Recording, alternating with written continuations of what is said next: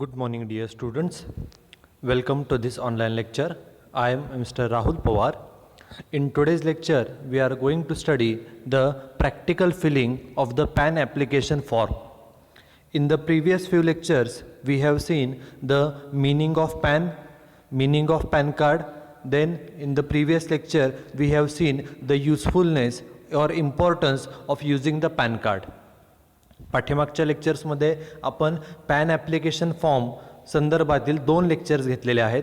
त्यामधील फर्स्ट लेक्चरमध्ये आपण पॅन म्हणजे काय, पॅन कार्ड म्हणजे काय, पॅन कार्डचा जो 10 डिजिट नंबर असतो त्याचं स्ट्रक्चर कसं आहे आणि पॅन कार्ड वापरण्याचे कोणकोणते बेनिफिट्स आहेत हे आपण पहिल्या लेक्चरमध्ये पाहिलेलं आहे. In the first lecture we have studied the meaning of PAN, meaning of PAN card, then composition of PAN number and different advantages, different benefits of using the PAN card. Okay, that we have seen in the first lecture. And in the previous lecture, in the second lecture, we have studied the different instructions given by the income tax department for filling the PAN application form. पाठीमागच्या लेक्चरमध्ये pan application form भरण्यासंदर्भात कोणकोणत्या सूचना या income tax डिपार्टमेंटने दिलेल्या आहेत हे देखील आपण पाठीमागच्या लेक्चरमध्ये पाहिलेलं आहे. Plus we have also studied the different types of documents which are required to be submitted along with the PAN application form.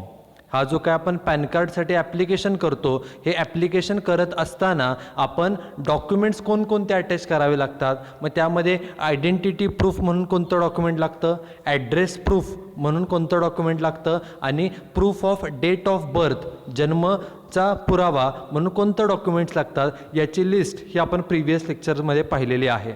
Now in this particular lecture we are going to see the actual PAN application form. आजचा हा जे lecture आहे यामध्ये आपण जो pan कार्डचा form आहे, pan application form, हा फॉर्म जो 2 पेजेसचा फॉर्म आहे तो फॉर्म आपण या लेक्चरमध्ये पाहणार आहोत. But before that, before looking at the form, we should know or we should revise the different instructions which are given by the income tax department for filling this form. These instructions we have studied, we have seen in the previous lecture, but we need to revise it once again so that it will be easy for us to see or to study the PAN application form. Okay, the first condition or first instruction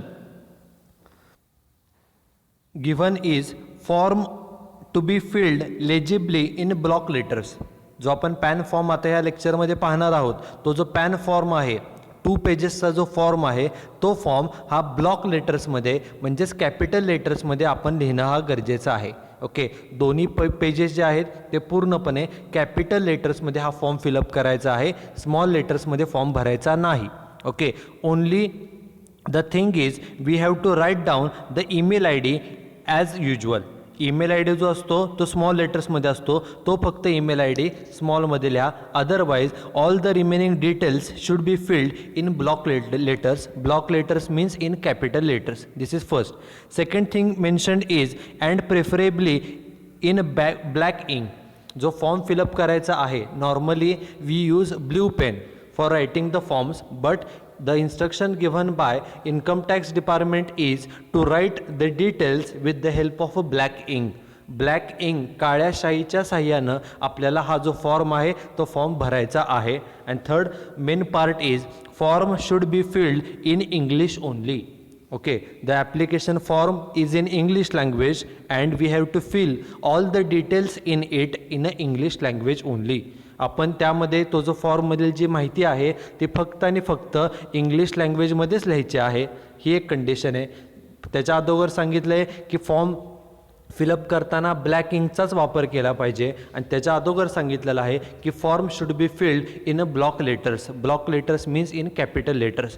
फॉर्ममधील जी काही सर्व माहिती आहे ती आपण capital लेटर्समध्ये आपल्याला लिहिणं हे गरजेचं आहे. Okay, this is instruction number 1 given by the income tax department for filling the PAN application form.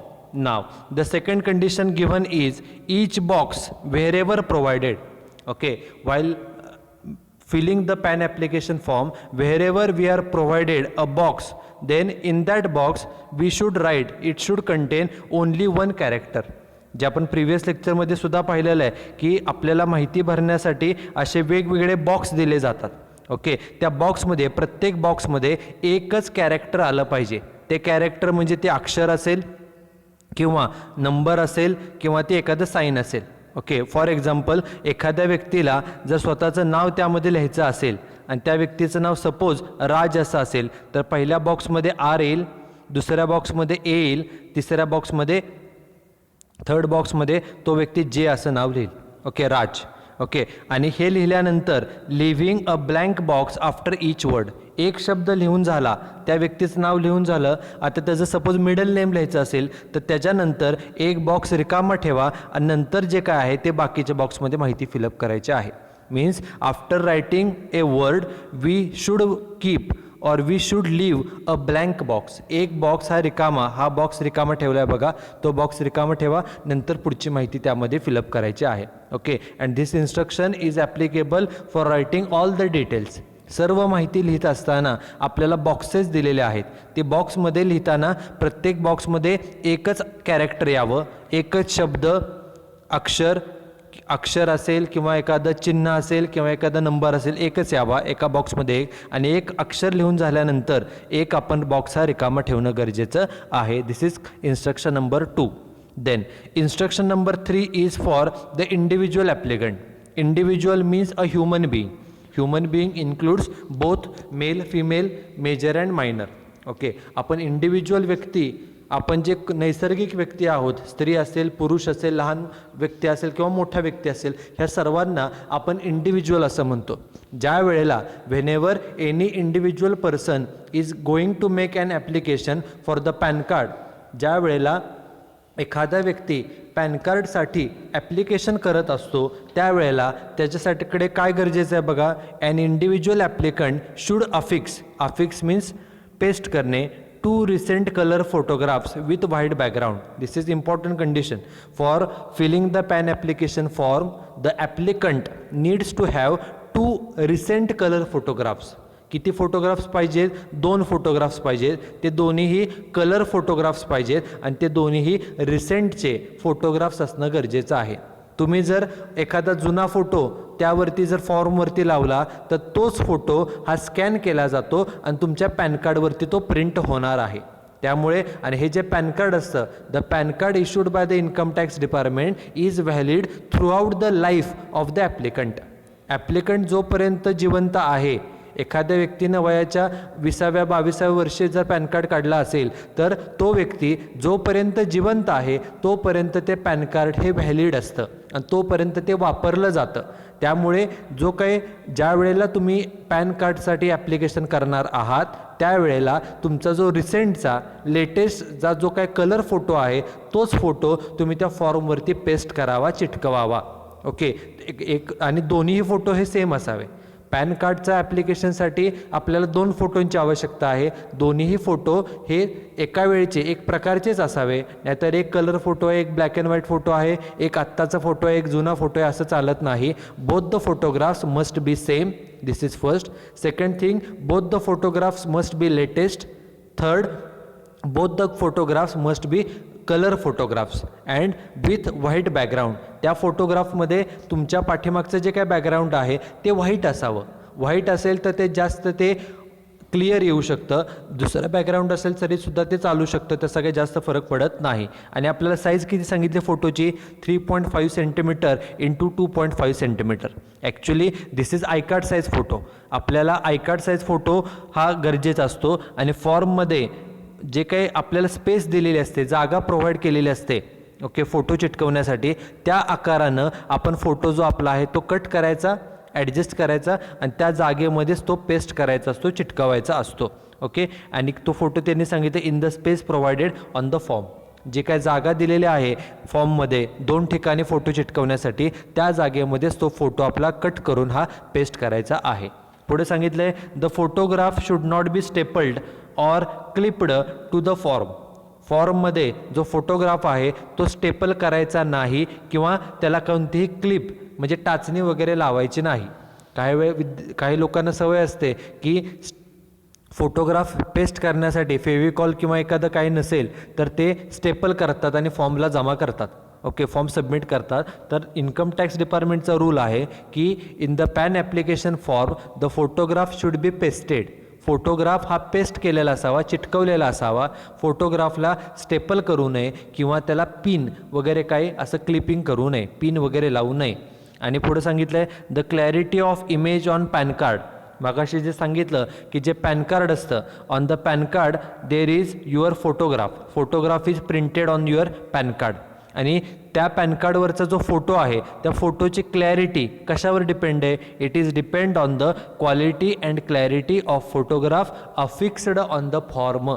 आपण पॅन कार्डच्या ॲप्लिकेशनसाठी जो फॉर्म भरत आहोत त्या फॉर्ममध्ये त्या फॉर्मची जी क्लॅरिटी आहे, ओके, त्या फॉर्ममध्ये जो फोटो चिटकवणार आहोत त्या फोटोची क्वालिटी, क्लॅरिटी त्याच्यावरूनच तुमच्या पॅन कार्डच्या फोटोची क्लॅरिटी ठरणार आहे. जर तुम्ही एकदम चांगल्या क्वालिटीचा, चांगल्या क्लॅरिटी असणारा जर फोटो चिटकवला असेल तर त्याच फोटोचं स्कॅनिंग केलं जातं आणि तोच फोटो तुमच्या पॅन कार्डवरती प्रिंट केला जातो. त्यामुळे त्यांनी स्पष्ट इन्स्ट्रक्शन दिलेले आहे की the clarity of image on the PAN card, आपल्या पॅन कार्डवरती आपल्या फोटोची जी क्लॅरिटी आहे it is depend upon the quality and clarity of the photographs pasted on the PAN application form.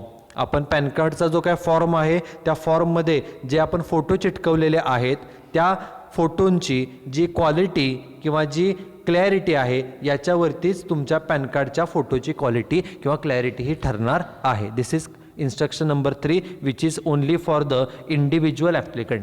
Individual व्यक्तीसाठी ही इन्स्ट्रक्शन आहे. Then next instruction is signature or left hand thumb impression. जे सुशिक्षित आहेत, ज्यांचं शिक्षण आहे ते सही करतात, ज्यांचं शिक्षण काहीही झालं नाही ते लेफ्ट हँड थंब इम्प्रेशन, डाव्या हाताचा अंगठा, लेफ्ट हँड डावा हाताचा थंब, थंब म्हणजे अंगठा, अंगठ्याचा ठसा ते फॉर्मवरती करू शकतात. Should be provided across the photo. ही सर्वात महत्त्वाची इन्स्ट्रक्शन आहे. बघा काय सांगितलेलं आहे. इन्स्ट्रक्शन आहे signature or left hand thumb impression should be provided across photo, the photo affixed on the left side of the form. म्हणजे हा जर सपोज आपला फॉर्म असेल तर फॉर्मच्या लेफ्ट साईडला, डाव्या बाजूला, ही लेफ्ट साईड आहे, इथं जो काय आपण फोटो चिटकवणार आहोत त्या फोटोवरती आपण काय करायचं आहे, प्रोव्हाइडेड त्यावरती सिग्नेचर ही क्रॉस सिग्नेचर करायची आहे फोटोवरती. क्रॉस सिग्नेचर म्हणजे काय, तर फोटोवरती निम्मी सही आणि निम्मी सही फॉर्मवरती. Okay, in such a manner that portion of signature or impression is on photo as well as on the form. म्हणजे फॉर्मवरती निम्मी सही आणि फोटोवरती निम्मी सही किंवा हाताचा अंगठा, अंगठ्याचा ठसा हे निम्मा फोटोवरती आणि निम्मा फॉर्मवरती या प्रकारे आपल्याला साईन करावी लागते. म्हणजे पण ही कोणत्या फोटोवर साईन करायची, लेफ्ट साईडला, फॉर्मच्या डाव्या बाजूला, ही लेफ्ट साईड आहे बघा. ओके, डाव्या बाजूला जो फोटो आहे त्या फोटोवरती क्रॉस साईन ही करायची आहे. क्रॉस साईनचा अर्थ होतो की फोटोवरती निम्मी सही आली पाहिजे आणि फोटोच्या बाहेर फॉर्मवरती निम्मी सही आली पाहिजे. Okay, this is instruction for signature. Now the next signature is signature or left hand thumb impression should be within the box provided on the right side of the form. आपला जो काय हा पॅन ॲप्लिकेशन फॉर्म आहे त्या right साईडला, फॉर्मच्या right साईडला आपण एक फोटो पण चिटकवणार आहे. लेफ्ट साईडला एक फोटो आहे, राईट साईडला फोटो आहे आणि त्याच्या खाली आपल्याला एक बॉक्स दिलेला आहे आणि या बॉक्समध्ये आपल्याला आपली सही करायची आहे. त्यांनी इन्स्ट्रक्शन एवढीच सांगितलेली आहे की signature should be made within the box. बॉक्समध्ये सही करणं गरजेचं आहे. ओके, बॉक्सच्या बाहेर सही जाता कामा नये. This is most important instruction. आणि the signature should not be on the photograph affixed on the right side of the form. आत्ता जे आपण पाहिलं की फॉर्मच्या दोन्ही बाजूला हे फोटो आहेत. ओके, जो डाव्या साईडचा फोटो आहे त्यावरती निम्मी सही आणि निम्मी सही बाहेर पाहिजे, परंतु हा जो काय राईट साईड आहे, उजवी बाजू आहे, त्यामध्ये त्या फोटोवरती कोणतीही सही करायची नाही.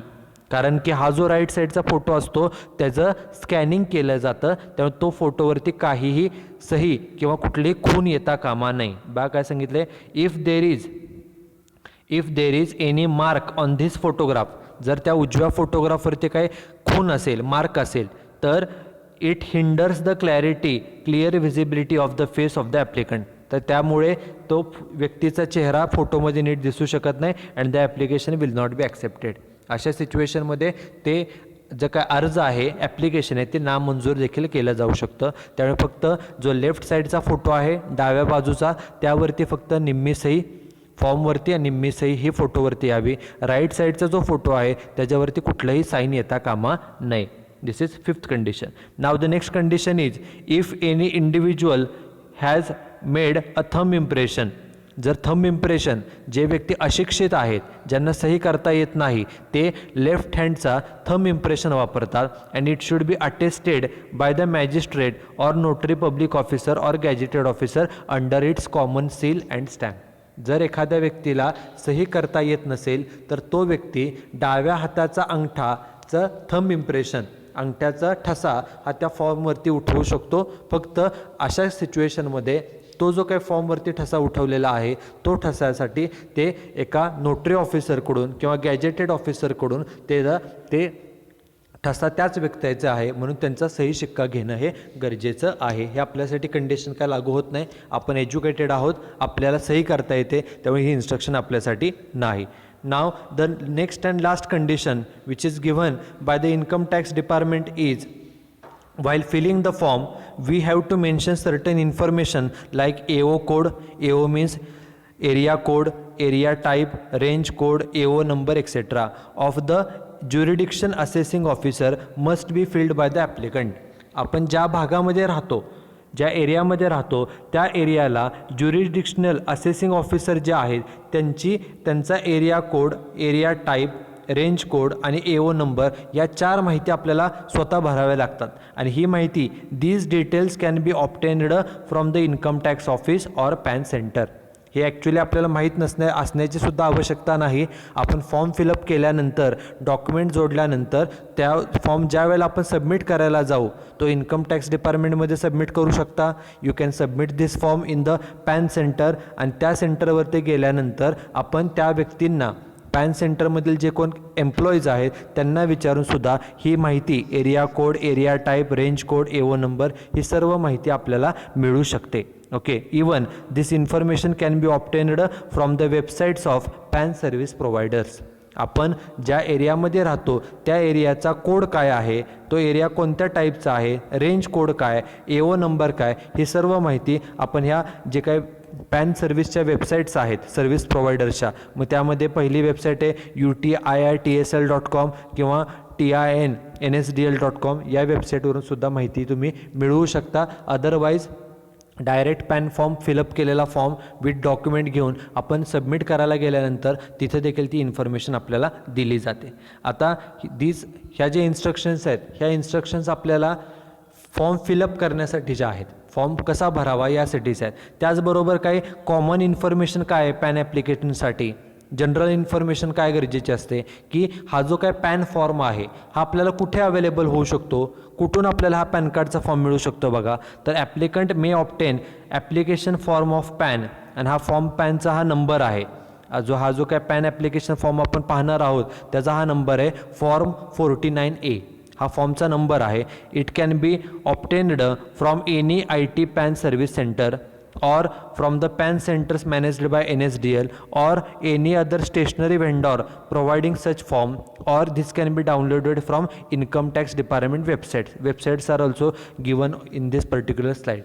हा जो काय फॉर्म आहे काही स्टेशनरीच्या दुकानामध्ये हा फॉर्म अवेलेबल होतो.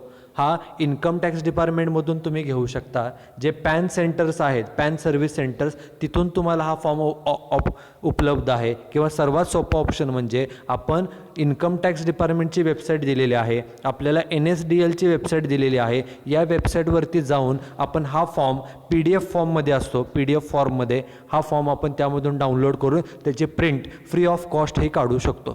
Even you can get this form by typing pan application form on the Google website also. आपण गुगल वेबसाईटवरती जरी पॅन ॲप्लिकेशन फॉर्म म्हणून टाकलं तरी आपल्याला हा पॅन फॉर्म जो 2 पेजेस आहे, ॲक्च्युअल फॉर्म हा 8-9 पेजेसचा आहे, परंतु त्यातले पहिले 2च पेजेस हे भरायचे आहेत. बाकीचे जे काही 6-7 पेजेस आहेत ते फक्त इन्स्ट्रक्शनचे पेजेस आहेत.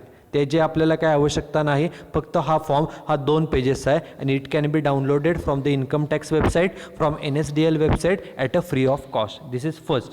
Second is after filling the form we have to attach certain documents and we have to submit it to the income tax office or to the PAN center.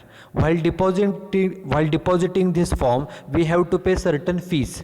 आपण पॅन ॲप्लिकेशन फॉर्म भरून झाल्यानंतर त्या फॉर्ममध्ये आपल्याला documents attach करावे लागतात आणि तो जो काय फॉर्म आहे तो पॅन सेंटरला किंवा इन्कम टॅक्स ऑफिसमध्ये जमा करावा लागतो. आता हा फॉर्म जमा करत असताना किती फी भरावी लागते बघा. The fee for processing PAN application is 110 including GST. GST धरून 110 रुपये आपल्याला पॅनची फी, प्रोसेसिंग फी ही जमा करावी लागते. In case PAN card is to be dispatched outside India, जर तो ॲप्लिकंट हा भारताच्या बाहेर राहत असेल आणि त्याला भारताच्या बाहेर जर त्याला ते पॅन कार्ड हवं असेल तर additional dispatch charges of ₹910 will have to be paid by the applicant. Okay, तर त्यांच्यासाठी 910 रुपये हे एक्स्ट्रा पेड करावे लागतात.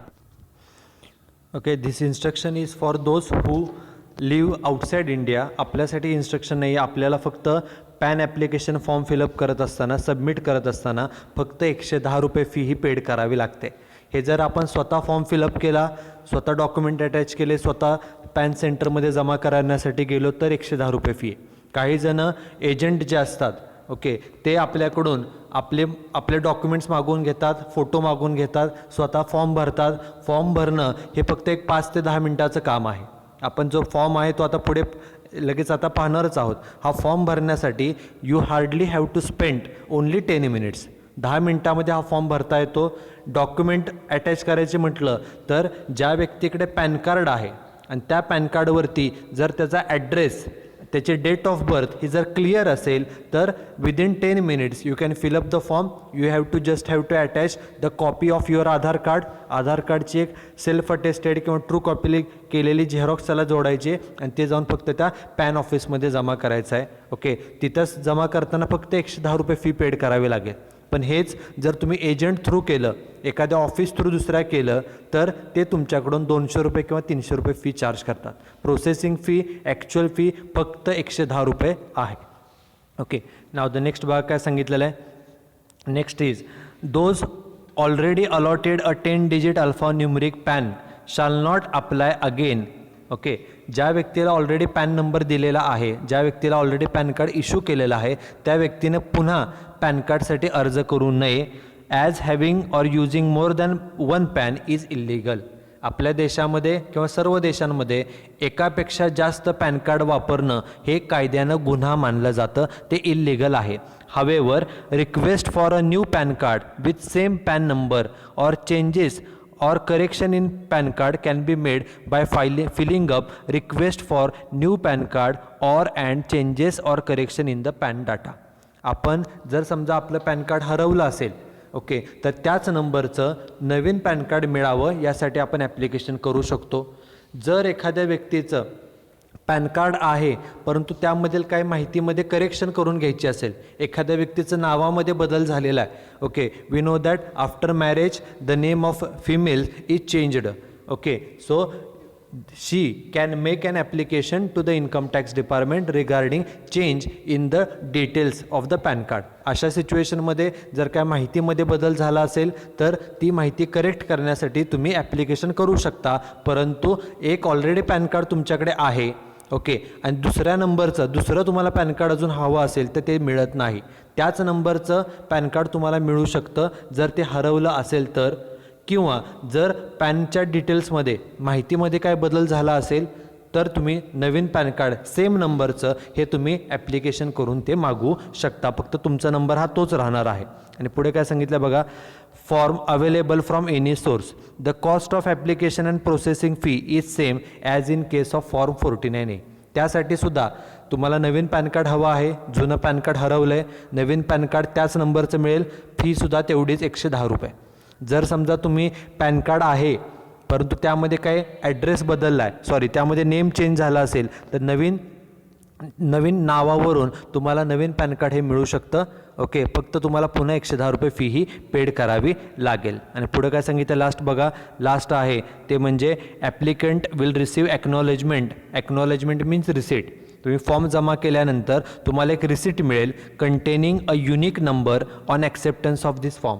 ओके, हा फॉर्म ॲक्सेप्ट झाला आहे म्हणून तुम्हाला पोचपावती मिळेल. दिस ॲक्नॉलेजमेंट नंबर, तो जो नंबर आहे, it can be used for tracking the status of the application.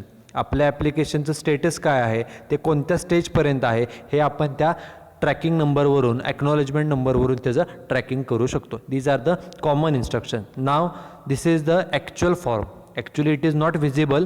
Okay, तो पुढं फॉर्म आपण दिलेला आहे, फक्त आपल्याला माहिती होण्यासाठी हा फॉर्म आहे. This is first page and this is second page. You can take the print out of this form on one single page. Okay, पहिल्या बाजूला, पेजच्या पहिल्या बाजूला हे फर्स्ट पेज आणि नेक्स्ट दुसऱ्या बाजूला हे सेकंड पेजचे तुम्ही प्रिंटआउट काढू शकता. आता हे जी इन्फॉर्मेशन आहे ते मध्ये काय काय फिलअप करायचं आहे बघा, ते आपण पुढं यामध्येच पाहणार आहोत. बघा, हा जो फॉर्म आहे हे फर्स्ट पेज आहे, त्याचा हा फर्स्ट पार्ट आपण घेतलेला आहे. हे जे फॉर्म आहेत एकूण 2 पानी, त्याचे आपण 4-5 पार्ट्स केलेले आहेत आणि इथं स्लाईडमध्ये ते दाखवलेले आहेत. बघा, फर्स्ट पार्ट सुरुवातीलाच हेडिंग दिले फॉर्म नंबर 49A, जे मागाशी आपण पाहिलं की हे कशासाठी आहे, application for allotment of permanent account number. हा फॉर्म कशासाठी आहे, हे ॲप्लिकेशन आहे कशासाठी, allotment of permanent account number. आपल्याला पॅन नंबर मिळण्यासाठीचं हे ॲप्लिकेशन आहे. आता हे ॲप्लिकेशन कुणाकुणाला वापरता येतं बघा, in case of Indian citizens, जो देशाचा आपला नागरिक आहे, इंडियन कंपनीसाठी सुद्धा आणि इतर बिझनेसेससाठी सुद्धा हा पॅन कार्डचा फॉर्म आहे. आपल्यासाठी विचार केला, आपण इंडिव्हिज्युअल आहोत, आपण भारताचे नागरिक आहोत, इंडियन सिटीजन, त्यामुळे आपल्यासाठी हा फॉर्म आहे पॅन कार्डच्या ॲप्लिकेशनसाठी. बघा पुढे काय सांगितलेलं आहे. त्यानंतर आता जी मगाशी सांगितली की हा फॉर्म फिलअप करत असताना आपल्याला असेसिंग ऑफिसरची माहिती लागते. मग असेसिंग ऑफिसरचा एरिया कोड काय, एरिया टाईप काय, रेंज कोड आणि एओ नंबर, ही माहिती इन्कम टॅक्सच्या वेबसाईटवरून, NSDLच्या वेबसाईटवरून काढता येते. ते आपण लिहू शकतो, किंवा पॅन ऑफिसमध्ये गेल्यानंतर त्यांना ही माहिती विचारली किंवा त्यांच्याकडे फॉर्म दिला तर ते आपला एरिया कोणता आहे त्याच्यानुसार स्वतः ते माहिती फिलअप करतात. त्यामुळे हे आपल्याला लिहिण्याची आवश्यकता नाही. ओके, त्याच्यानंतर आपल्याला सुरुवात कुठून करावी लागते बघा, मगाशी सांगितल्याप्रमाणे पॅन ॲप्लिकेशनसाठी आपल्याला 2 फोटोग्राफ्स लागतात. पहिला फोटोग्राफ हा लेफ्ट साईडला काय सांगितलं बघा, only individual to affix the photograph. जे इंडिव्हिज्युअल आहे, तुम्ही, मी, आपण फोटोग्राफ इथे एक लावायचा आणि खाली काय सांगितलं बघा, सिग्नेचर वाचा, हे signature left hand thumb impression across the photo. Okay, म्हणजे हा जो काही एरिया दिलेला आहे त्यामध्ये फोटो लावा आणि फोटोवरती क्रॉस साईन करा, म्हणजे फोटोवरती निम्मी साईन आणि फोटोच्या बाहेर निम्मी साईन आली पाहिजे. ओके, हा पहिला फोटो जे मागाशी आपण इन्स्ट्रक्शन पाहिली. आणि जो दुसरा फोटो आहे तो याच ठिकाणी लावायचा आहे, only individual to affix the photo. इथं दुसरा फोटो लावायचा आहे. ओके, पण या फोटोवरती साईन वगैरे करायची नाही. इथं आपल्याला स्पेसिफिकली सांगितलं आहे की फोटोवरती क्रॉस साईन करा, फोटो चिटकावा आणि फोटो इथपर्यंतच आला पाहिजे. ओके, त्यांनी जे आपल्याला बाउंड्री दिलेली आहे एवढाच फक्त हा फोटो आला पाहिजे आणि फोटोवरती निम्मी सही आणि निम्मी सही बाहेर. हा जो दुसरा फोटो आहे तिथं फक्त फोटो पेस्ट करायचा, त्याच्यावर साईन करायची नाही. सिग्नेचरसाठी बघा इथं बॉक्स आपल्याला दिलेला आहे, तिथं म्हटलं पण बघा वाचा, सिग्नेचर या बॉक्समध्ये आपण आपली सही करायचे, बॉक्सच्या बाहेर सही जाता कामा नये. ओके, मग ह्या फर्स्ट पार्टमध्ये पहिला फोटो आणि सही, दुसरा फोटो इथं येईल. ओके, आणि इथं साईन येईल. ह्या 3 गोष्टी झाल्या. त्याच्यानंतर काय सांगितलं बघा, I/V here by request for permanent account number. आणि आता आपली माहिती भरायची. पहिला पॉईंट आहे फुल नेम. ओके, आपलं पूर्ण नाव लिहायचं आहे आणि पूर्ण नाव लिहिताना काय सांगितलं बघा, full expanded name to be mentioned as appearing in the proof of identity or date of birth or address. म्हणजे आपलं पूर्ण नाव लिहायचं आहे, इनिशियल काय वापरायचं नाही. आता आपलं नाव जर आपल्या नावाच्या पुढे श्री हवं असेल तर श्री लिहा. ज्या फिमेल असतील, एखादी मुलगी असेल ती कुमारी लिहिल. ओके, काही जण मॅरिड असतील त्या लेडीज श्रीमती लिहितील. आपल्याला जे हवं आहे, एखादा आता तुम्ही तुमचा विचार करा, मुलगा असाल, एखादा मुलगा श्री म्हणेल, एखादी मुलगी असेल तर ती कुमारी स्वतःच्या नावापुढे लिहिल. तुम्हाला तुमच्या नावापुढे काय हवं आहे, ओके, श्रीमती ॲब्रिव्हिएशन काय हवं आहे त्याला फक्त टिकमार्क करायचे, एकच टिकमार्क तिथं करा. त्याच्यानंतर आता बघा पहिल्यांदा विचारले लास्ट नेम म्हणजे सरनेम. सरनेम आपल्याला लिहायचे. आता सरनेम कसं लिहिणार तर कॅपिटलमध्ये सर्व माहिती लिहायची. त्याच्यानंतर फर्स्ट नेम हे सेकंड लाईनला येईल. त्यानंतर मिडल नेम, हे मिडल नेम म्हणजे आपलं वडिलांचं नाव, ते इथं थर्ड लाईनला येईल. आता हे लिहित असताना फक्त काय उदाहरण म्हणून सांगतो, एखाद्याचं सरनेम समजा जाधव असेल तर सरनेम ह्या लाईनला येणार आहे, बरोबर. पहिल्या बॉक्सपासून लिहायचं. आता इथं जागा पुरत नाही म्हणून मी दाखवतो. पहिल्या बॉक्समध्ये जे लिहायचं, जे त्यानंतरच्या बॉक्समध्ये ए कॅपिटलमध्ये, पुन्हा डी, ओके, त्यानंतर एच, त्यानंतर ए, त्यानंतर व्ही. ओके, हे पूर्ण कॅपिटलमध्ये लिहायचं आहे, पूर्ण माहिती. मग ते आडनाव असेल, आडनाव कुठं कुठे येणार आहे बघा, आडनाव जे ए, जे हे बॉक्सचे छोटे छोटे डी एच ए व्ही, ह्या बॉक्समध्ये फक्त ते आडनाव येईल. एका बॉक्समध्ये एकच अक्षर हे आलं पाहिजे. त्यानंतर फर्स्ट नेम पण तसं, एखाद्याचं नाव समजा राज असेल तर राज म्हणजे 3च अक्षर आहेत.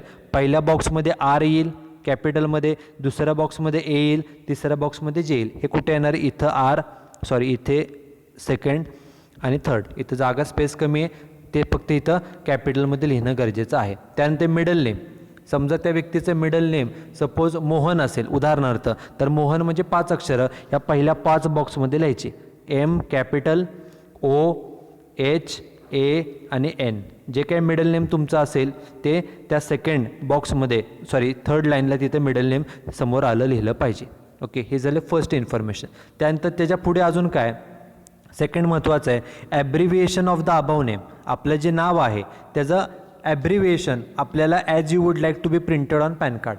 पॅन कार्डवरती आपलं नाव काय म्हणून तुम्हाला प्रिंट करून पाहिजे. तर शक्यतो फ्युचरमध्ये प्रॉब्लेम अवॉइड करण्यासाठी आपण आपलं पूर्ण नाव तिथं यावं.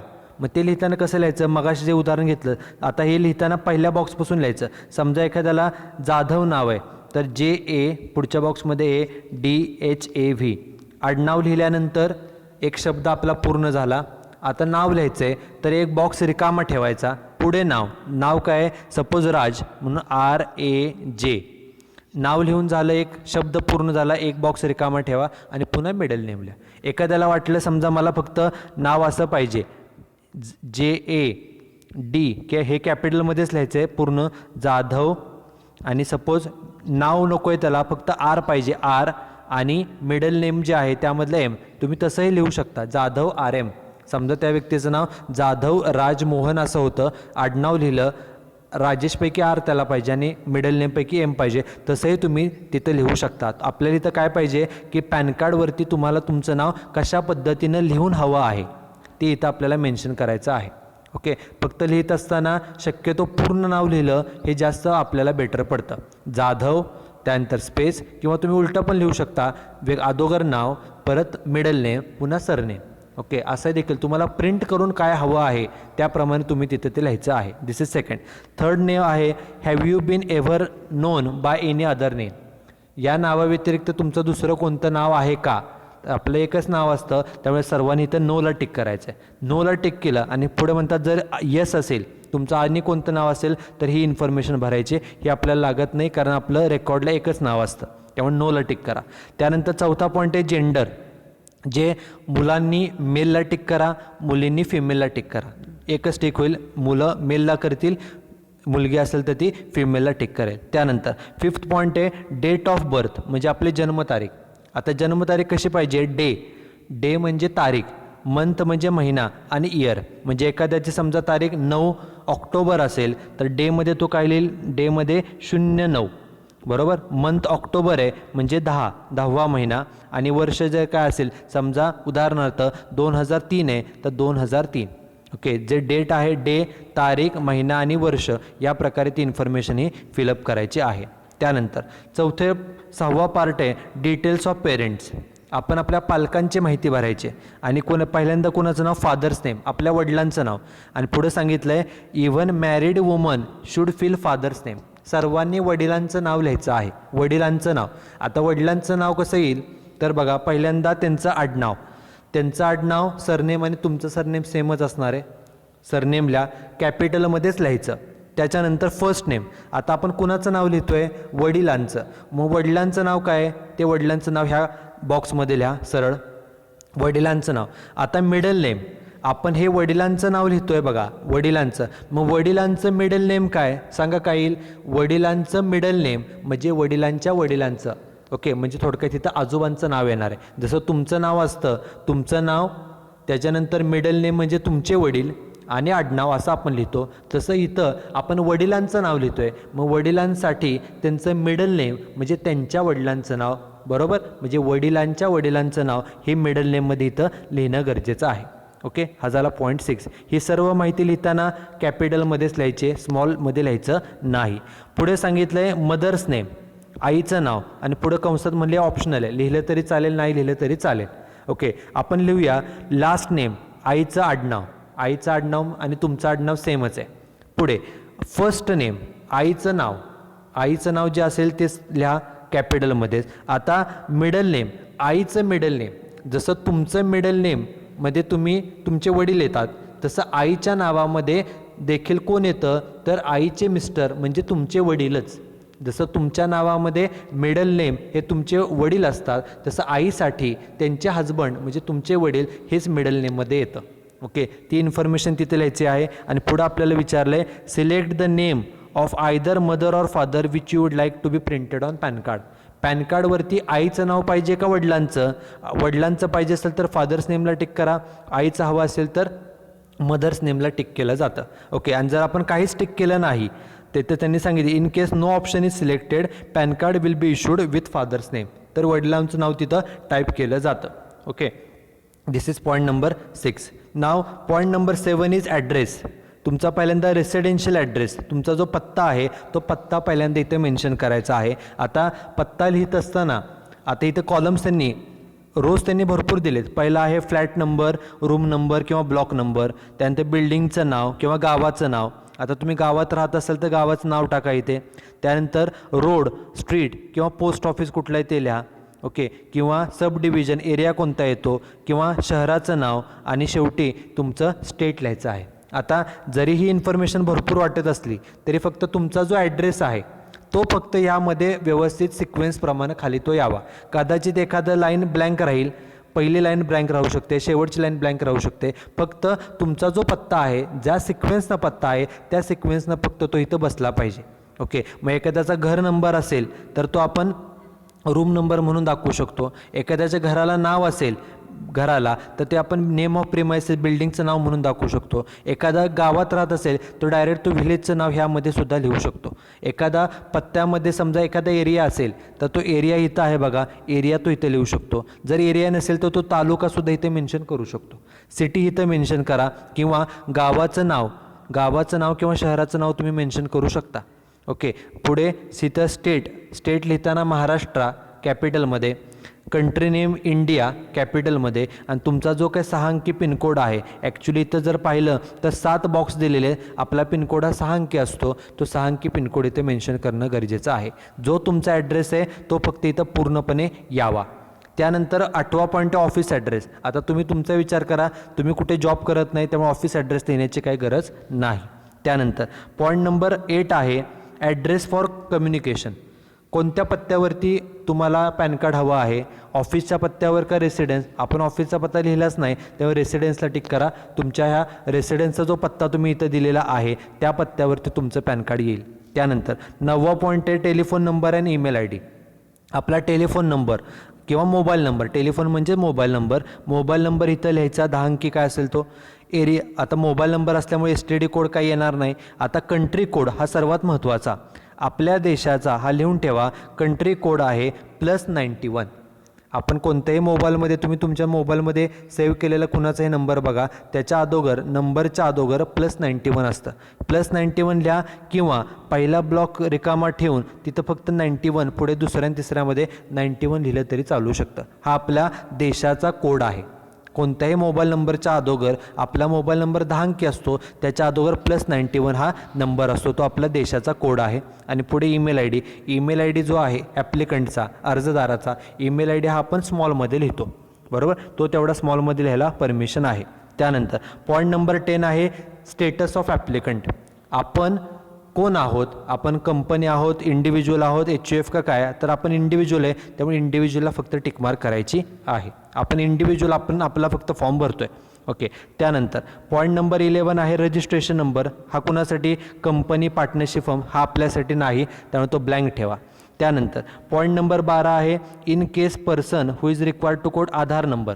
आता आपला आधार कार्डचा नंबर, आधार कार्डचा जो नंबर आहे तो 12 अंकी असतो. इथं बघा, जर आपण पाहिलं तर 12 बॉक्स दिलेले आहेत, त्यामध्ये 12 अंकी आपला जो नंबर आहे तो तिथे मेन्शन करणं गरजेचं आहे.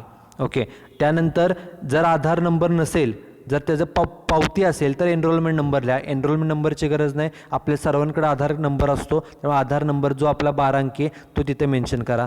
पुढे सांगितलं आहे नेम ॲज पर आधार लेटर.